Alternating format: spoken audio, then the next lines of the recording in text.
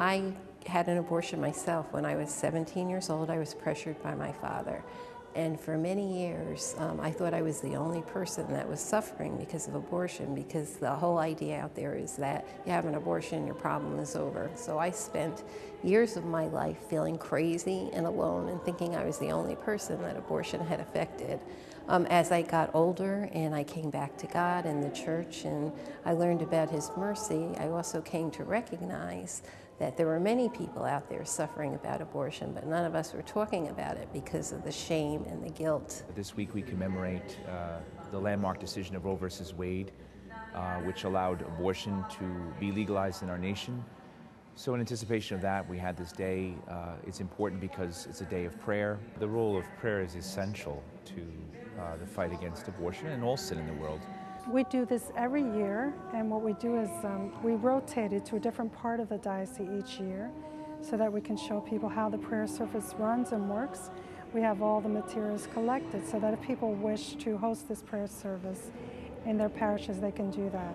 We've kind of just really given in to the whole pro-abortion mentality of keeping quiet and being on the defensive with abortion. And I think it's just so important to bring the truth out into the light, to speak the truth, to look at what we've done and to ask forgiveness from God.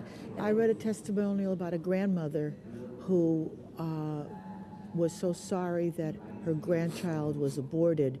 She didn't know at the time, 29 years ago, when she wrote this testimonial, that it would be such a horrible, horrible thing in her daughter's life and in her life.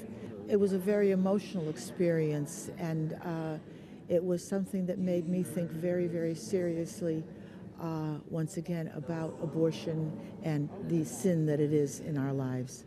We're grandparents. We have 4 beautiful grandchildren, and it was very easy for us to step into that role and think about our grandchildren and about our children.